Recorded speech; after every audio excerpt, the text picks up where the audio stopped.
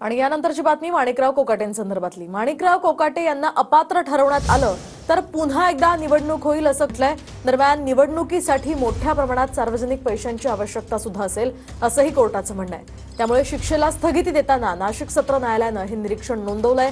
यावर विरोधकांनी मात्र टीका केली आहे। माणिकराव कोकाटेंना अपात्र ठरवल्यास पुन्हा निवडणूक घ्यावी लागेल।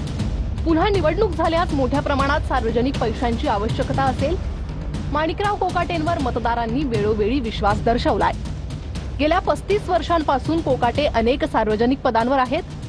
30 वर्ष जुन्या प्रकरणात दिलेल्या शिक्षेला 2 वर्षांची स्थगिती दिली आहे। ट्रायल कोर्टानं कोकाटेंना जामीन मंजूर केल्यानं शिक्षेला स्थगिती मिळाली आहे।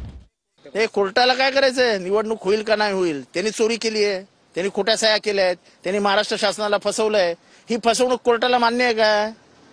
तुम्ही पैशाची काळजी काम करण्याचं काम कोर्टाचं नाही आहे। कोर्टाने नाही तिथे लक्ष घालू नये। त्यांनी गुन्हा केला की नाही एवढं महाराष्ट्राला सांगा। मी स्वतः म्हणता पहिल्या जजमेंटमध्ये की चोरी केली आहे, ही चोरी लपवता येत नाही, त्यांच्यासारख्या जबाबदार माणसाने असं वागता कामा नये। आणि आता तुम्हाला अचानक खर्चाचं सुचलं खर्च काय कोर्टाच्या खिशातनं देणार आहेत का?